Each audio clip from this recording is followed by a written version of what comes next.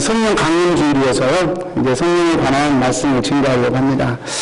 여러분, 성령님은 교회의 시작이라고 말씀드릴 수 있습니다. 성령님이 없이는 교회가 시작될 수가 없었고, 또 성령님이 없이는 교회가 교회될 수 없었기 때문에 성령님 하면 교회고 교회 하면 성령님이다 말해도 큰 과언이 아니라 말할 수 있습니다. 오늘 이 성령님에 관한 주제를 이제 논할 텐데요. 앞으로 몇 주간 좀 쪼개서 좀 말씀을 드리는 게 좋겠다라는 생각이 듭니다. 너무 방대하기 때문에. 그래서 오늘은 이 성령님이 우리 가운데 임하셨을 때 나타나는 세 가지 현상들을 보면서 우리가 이런 열매를 보면 나무를 알 수 있다고 그랬습니다.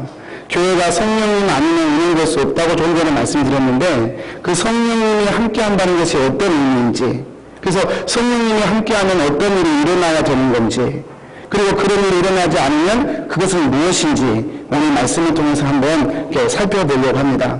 사실 성령에 관한 입장은 교단마다 조금씩 다릅니다.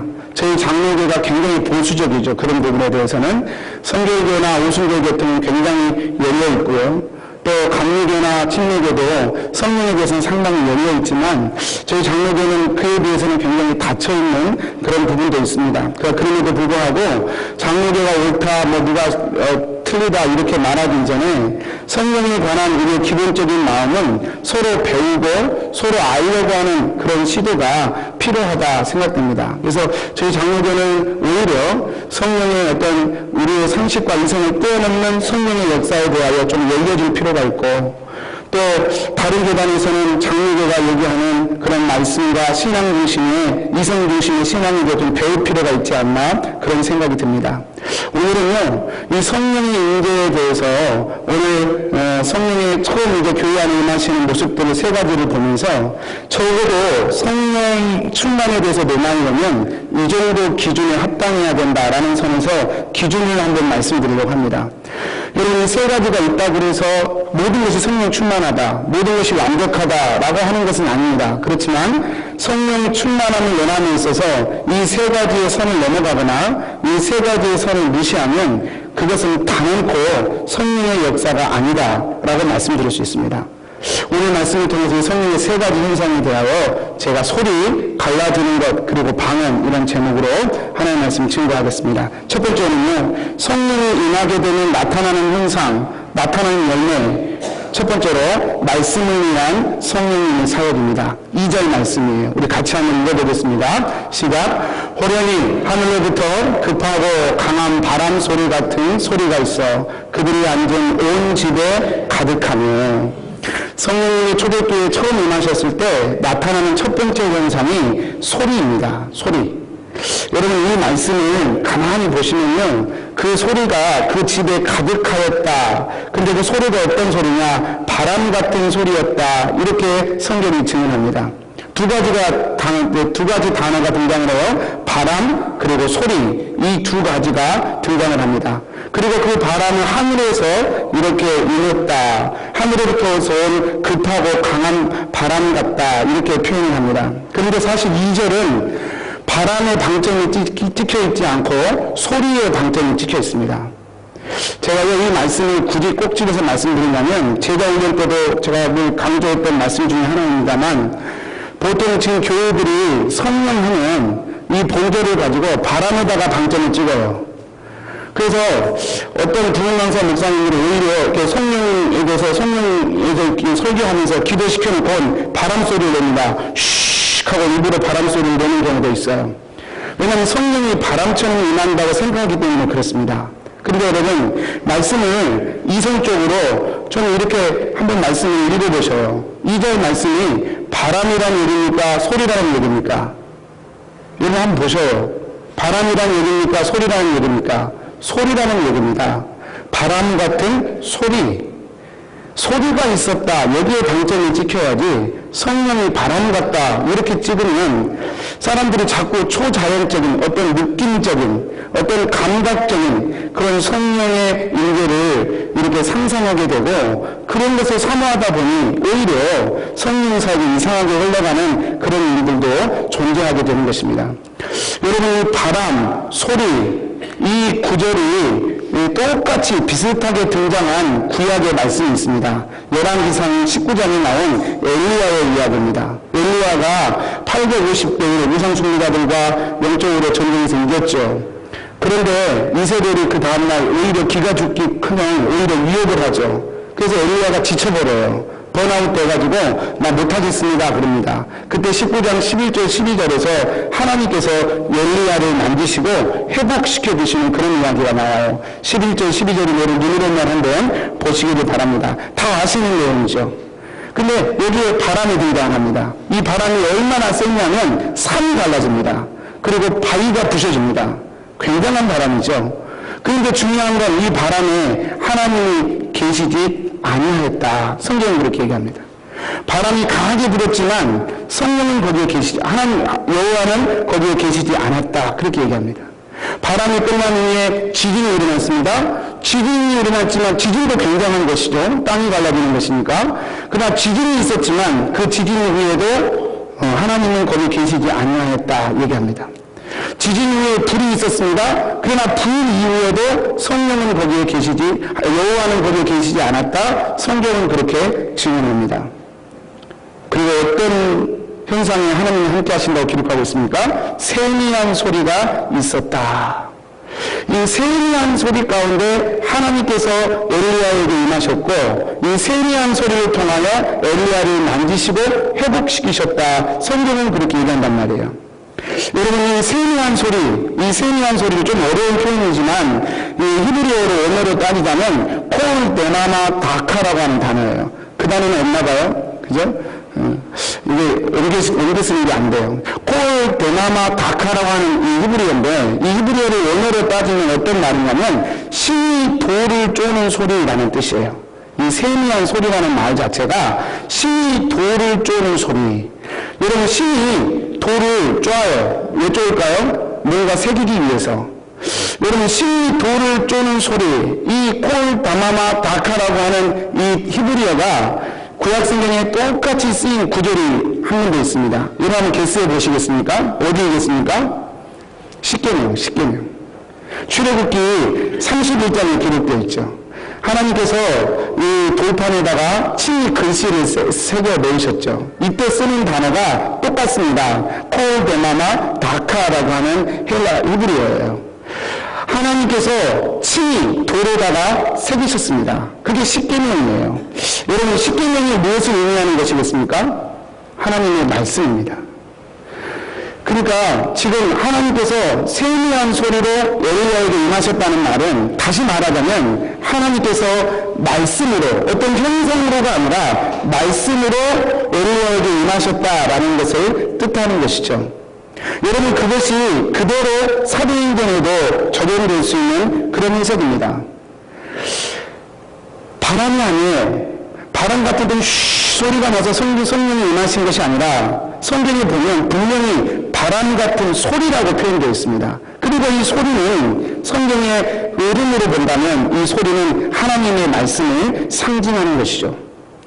이스라엘 백성들 10가지 재앙으로 출애굽했고요, 홍해가 갈라졌고요, 만나와 메추라기가 내렸고요, 또 불기둥과 구름기둥으로 이스라엘 백성들이 기적을 경험하며 이렇게 시내산까지 왔습니다. 그 모든 것들도 다 귀하지만 정말로 하나님의 이스라엘 가운데 주고 싶은 것은 그런 기적이기보다는 하나님의 말씀이었다는 것이죠. 십계명을 새겨서 모세를 통하여 이스라엘에게 세워주셨어요. 이것이 하나님이 이스라엘에게 주고 싶은 궁극적인 하나님의 전부였습니다. 여러분, 성령이 초대교회에 임하셨을 때 바람이 아니라 소리였다. 그리고 성령이 임하셨을 때 그와 같은 현상이 일어났다 라고 하는 것은 굉장히 의미심장한 표현입니다. 우리 성도님들, 교회와 세상은 불이나 바람처럼 또는 지진처럼 거대한 어떤 이적과 기적으로 변화되지 않습니다. 지난주에도 말씀드렸지만 우리가 아무리 큰 기적을 경험했다 할지라도 그것이 우리를 바꾸지 못합니다.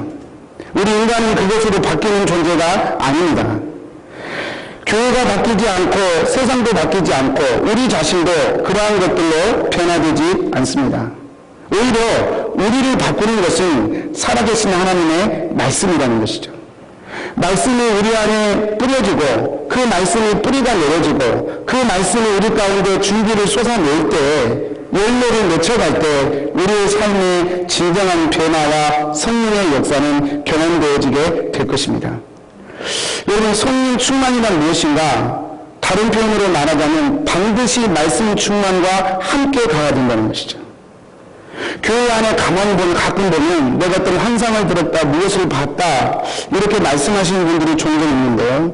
여러분, 컨펌할 수 있는 기준이 있으십니다. 그분에게 말씀이 있느냐 없느냐는 거예요. 그분 안에 말씀이 없잖아요. 그것은 성령의 음성이 아닙니다. 그분 안에 말씀이 함께 자라지 않잖아요. 그분이 말씀을 가까이 하는 게 없잖아요. 그러면 그것은 성령의 역사가 아니라고 단언할 수 있습니다. 왜냐하면 성령의 역사는 하나님의 말씀을 들려주는 것으로 그 첫 번째 사역이 펼쳐지기 때문에 그렇습니다.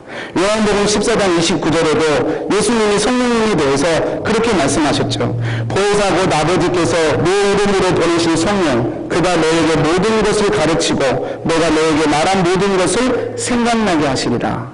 성령님이 하시는 일이 뭐냐? 예수님이 하셨던 말씀, 예수님이 하셨던 일들, 그때는 그게 무슨 뜻인지 몰랐어요. 그러나 성령이 임하면 그게 깨달아지고 그 이유가 밝혀지는 것, 그것이 바로 성령이 하셔야 되는 일이었던 것입니다.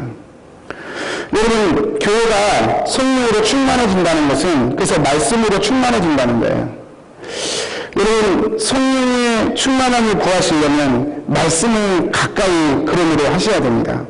좀 우스갯소리지만 어떤 교회에서 집사님들한테 성경 공부를 했는데 그랬다고 그래요. 스테반 집사님을 얘기했더니 어떤 집사님 한 분이 우리 교회에 그런 집사님 계시냐고 눈이 동그래지더랍니다. 옆에 있던 집사님 하시는 말씀이 우리 교회는 없어, 캐나다 교회 집사님인가 봐, 그랬다고 그래요. 여러분, 참 우스갯소리입니다. 모세가 누구냐? 모세가 예수님의 12제자 아니에요? 그런 얘기도 있었습니다. 여러분, 제가 이렇게 족구로 말씀드리는 것은 저와 여러분이 말씀을 등한히하고는 사실은 성령 충만을 경험할 수 없는 그런 형편임을 한번 말씀드리고 싶어서 그렇습니다.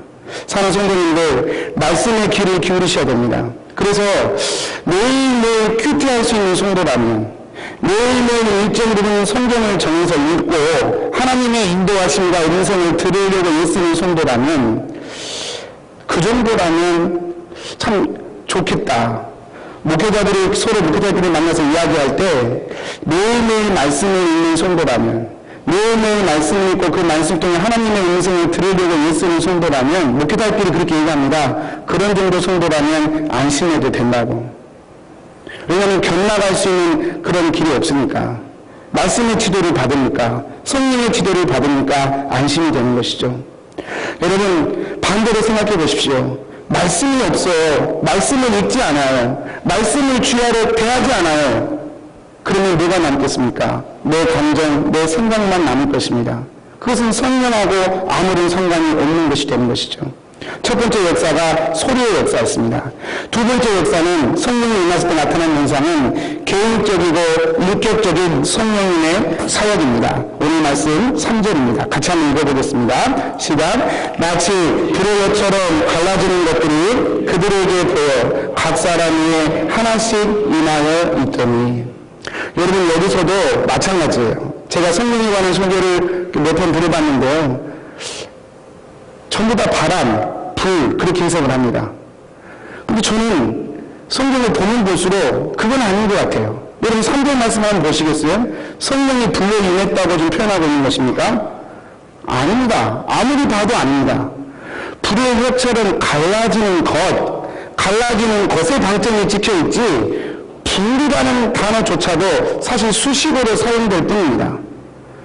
불이 났을 때 불이 이렇게 갈라지지 않습니까? 불이 이렇게 막 퍼져서 나오지 않습니까? 그런 모양처럼 성령께서 갈라졌다고 하는 것에 방점이 찍혀있지, 불이 찍혀있지 않아요.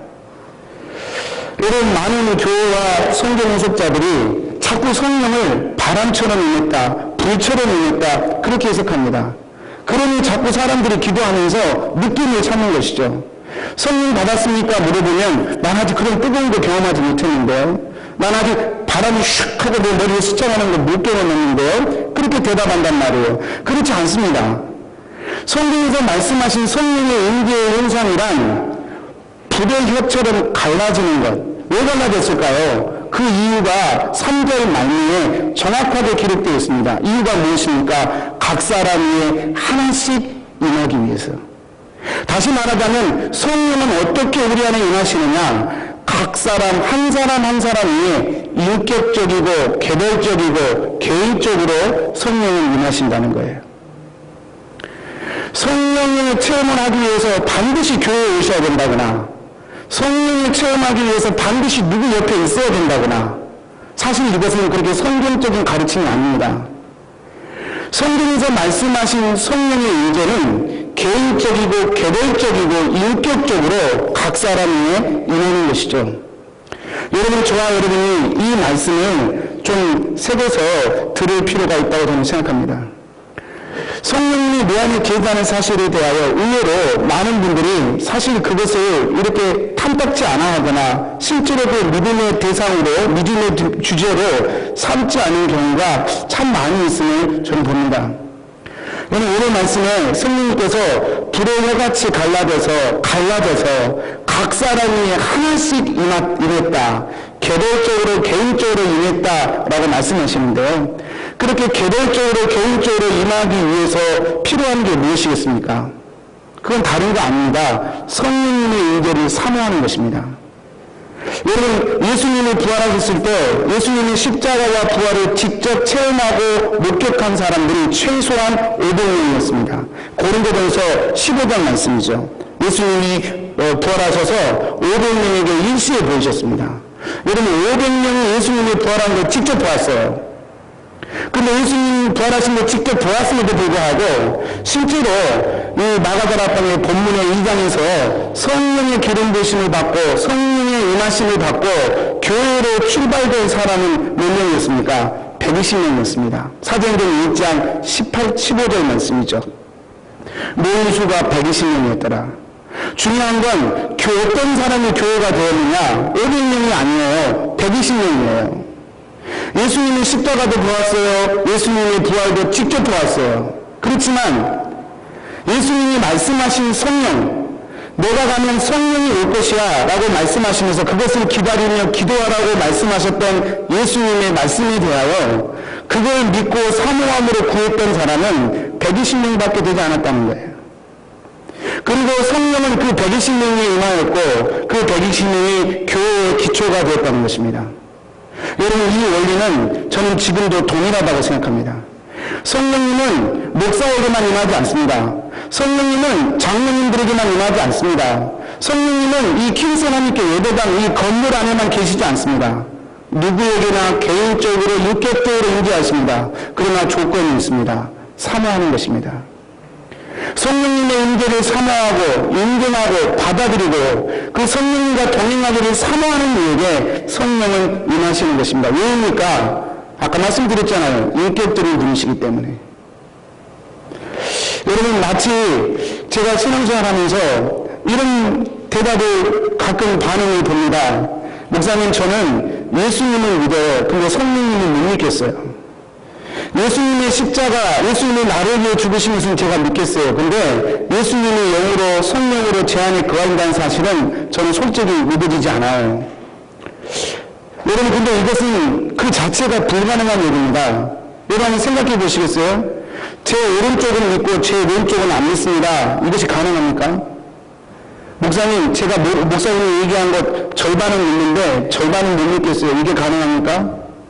저라는 존재를 인식할 때 오른쪽만 인식하고 왼쪽은 제가 못 믿겠어요 말하는 게 가능하단 말이에요. 그건 불가능한 일입니다. 오른손과 왼손은 분리될 수 없고 한 몸이기 때문에 그렇습니다. 마찬가지입니다. 성령님과 예수님은 한 분이십니다. 예수님을 믿는다는 것은 성령으로 예수님이 내 안에 오셨다는 사실을 믿는 것까지 같이 표현하는 것입니다. 그런데 그럼에도 불구하고 마치 제가 오른손은 믿는데 왼손은 못 믿겠습니다라고 말하는 것은 그것은 둘 다 믿지 못하겠다는 것을 애들려서 표현한 것일 뿐, 마찬가지로 예수님은 믿는데 성령이 내 안에 거한다는 사실은 나는 못 믿겠습니다라고 말하는 것은 예수님을 믿지 못하겠으면 하는 말과 사실 좀 다른 표현일 뿐 같은 표현이 될 수밖에 없다는 것입니다. 여러분, 성령님은 강림하십니다. 어떤 사람에게 강림하느냐? 성령님이 없이는 내가 교회될 수 없고, 성령님이 임하셔야 내가 교회될 수 있고, 성령님이 임하셔야 내 삶 가운데 하나님의 뜻이 이루어질 수 있음에 대하여 동의하고 사모하는 자에게 성령님은 임하시는 것입니다. 여러분, 저와 여러분이 그런 은혜가 있었으면 좋겠습니다. 이 자리에 앉아있는 저와 여러분은 두 종류입니다. 한 종류는 이미 성령님이 여러분 안에 거하십니다. 이미 여러분 안에 성령님이 개인적으로, 육격적으로, 개별적으로 갈라져서 각자 위에 임하고 계십니다. 또 다른 한편으로는 이 자리에 앉아 계신 것 자체가 임하지 않은 분이라고 할지라도 성령님께서 그런 계획을 가지시고 여러분을 지금 부르고 계시고, 그러지 않았다 할지라도 언젠간 성령님께서 여러분에게 임하실 것을 계획하고 계십니다. 이 두 가지 사실은 변하지 않습니다. 성령님이 우리 안에 임하셔서 하시는 일은 우리를 성전이라 거룩한 집이라 부르시는 것입니다. 오늘 또 저희가 예배드리지 않습니까?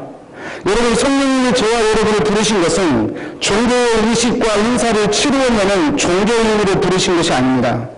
한 사람 한 사람 교회로, 성전으로 하나님을 예배하고 경외하는 하나님의 사람으로 부르시는 것이죠.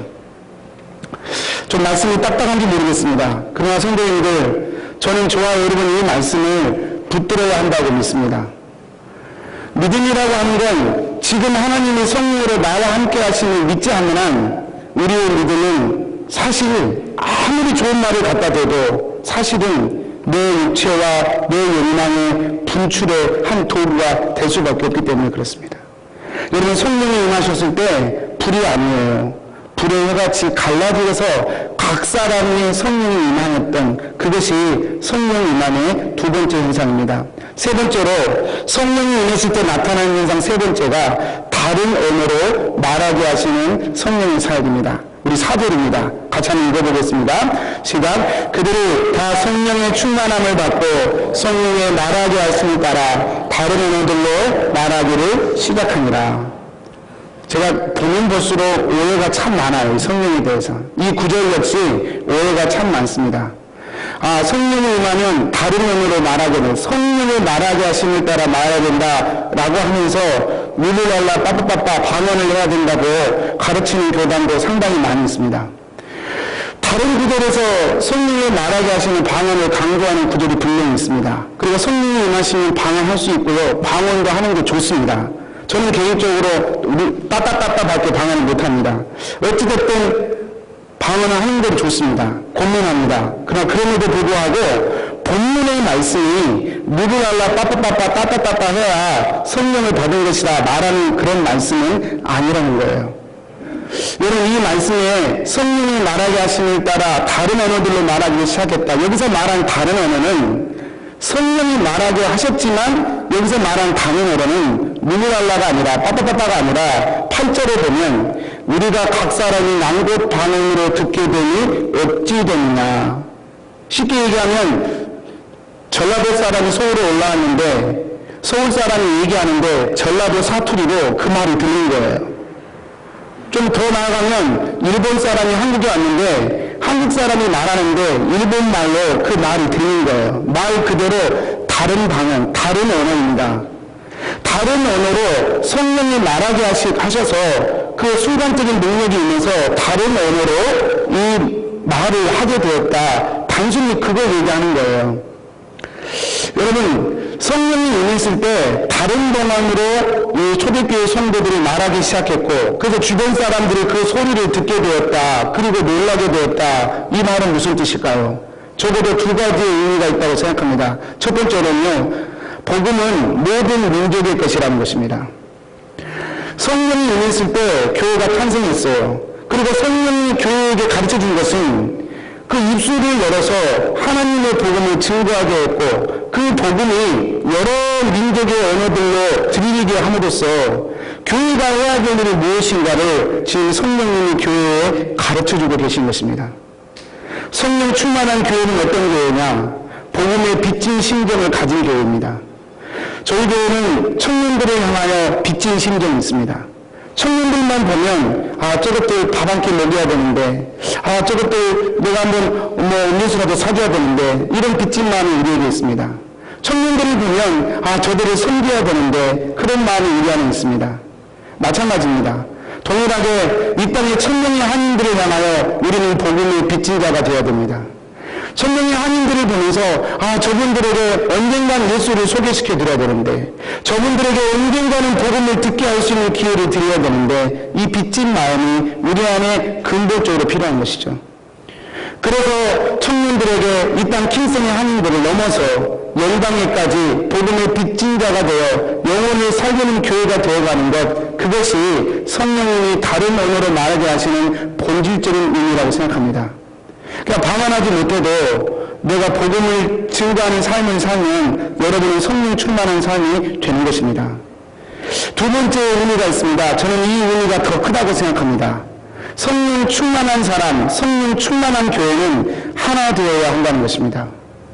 여러분, 다른 언어로, 방언으로 성령이 말하게 하셨다는 것은 복음의 도구로 그걸 썼다는 것도 되지만 더 본질적인 것은 다른 언어라는 말 자체가 하나님을 떠난 인간의 죄의 결과이기 때문에 창세기 11장에 보면 바벨탑 사건이 있지 않습니까? 하나님과 분리된 인간이 사람과 사람 사이에도 분리돼요. 그게 다른 언어예요. 다른 언어가 세상을 지배했고 사람들과 사람들은 나누어지기 시작했습니다. 그런데 지금 성령이 임하여서 이것이 반대로 벌어지고 있습니다. 분명히 다른 언어인데 성령의 언어로 다 한 언어처럼 통용되게 되어버리는 역사가 성령의 역사 안에 일어났던 것이죠. 여러분, 이 말은 우리가 영어를 잘해야 됩니다, 또는 프렌치어를 잘해야 됩니다, 무슨 그런 것을 얘기하는 것이 아닙니다. 성령이 임하면 반드시 나타나는 열매가 있는데 그게 뭐냐? 하나됨을 추구한다는 것이죠. 갈라지고 나누어졌던 사람들이 성령이 임하면 반드시 하나가 된다. 이것이 바로 성령이 임했을 때 초대교회 안에 일어났던 일입니다. 여러분, 말이 달라졌어요. 말이. 성령이 임했을 때 말이 달라졌습니다. 여러분도 아시겠지만 우리의 언어는 우리의 인격이고 우리의 본질입니다. 내가 험한 말을 하는데, 내가 아주 지저분한 말을 하는데 나는 거룩한 사람이다. 사실 맞지 않습니다. 잠언 6장 2절에 말에 내 입의 말로 내가 얽혔으며 내 입의 말로 인하여 잡히게 되었다. 입의 말로 네가 얽혔다. 입의 말로 잡히게 되었다. 그렇게 말씀합니다. 사람은 말의 결과를 누리게 되는 것이다. 성령이 임했다는 표현도 바로 그 말입니다. 성령이 말하게 하심에 따라 그분의 말이 달라졌다는 것은 그분의 성품과 인격이 하나님을 닮아가는 사람이 바뀌어져 간다는 것을 의미합니다. 마지막 말씀을 제가 맺으면서 저는 신앙생활을 하는데요, 제 자신을 포함해서 정말 말도 안 되는 모순들을 참 많이 경험합니다. 제 자신을 포함해서 자칭 신앙생활을 많이 했다고 하는데, 자칭 성령으로 충만하다고 하는데 때로는 말이 너무 거칩니다. 말이 가시가 돋아 있습니다. 말이 불만과 불평으로 가득 차 있습니다. 여러분, 이것은 굉장히 우리가 주의해야 할 일입니다. 성령이 함께 하시는 사람은 그러면 목사님 불만도 없고 불평도 없습니까? 그렇지 않습니다. 성령이 함께 하는 사람도 불만이 생기고 불평이 생깁니다. 그러나 한 가지, 성령이 함께 하는 사람은 적어도 그 말을 사람에게 토해내지는 않습니다. 불평과 불만이 생겼을 때 그걸 사람에게 토해내면서 교회를 분리시키고 갈라내는 일은 하지 않는다는 말입니다. 성령이 임한 사람은 불평과 원망이 들어와도 하나님 앞에 기도하고 엎드려서 탄식하며 신음하며 그 문제를 싸워서 해결합니다. 그리고 그가 하는 말은 사람을 살리고 교회를 하나 되게 하고 교회를 하나님의 뜻 가운데 세워가는 일로 사용되게 되는 것입니다. 이것이 바로 초대교회에 일어났던 성령 충만인 것입니다. 말씀을 마치겠습니다. 다른 성도님들, 이 세 가지 현상, 바람이 아닙니다. 불이 아닙니다. 어떤 감각적인, 어떤 초자연적인 그런 현상이 아닙니다. 성령이 임했을 때 하나님의 말씀이 들려졌습니다. 성령이 임했을 때 우리의 인격이 성령으로 만져지는 역사가 일어났습니다. 성령이 임했을 때 다른 사람들이 하나가 되는 역사가 일어났습니다. 성령이 없이 교회가 되지 않는다 말씀드렸습니다. 성령이 없이 우리의 신앙생활은 되지 않습니다. 그래서 성령을 사모한다는 것은 이런 열매들을 사모한다는 말이고, 그렇게 살아갈 때 저와 여러분을 통하여 하나님의 일들을 이루어질 것입니다. 우리 기도하겠습니다.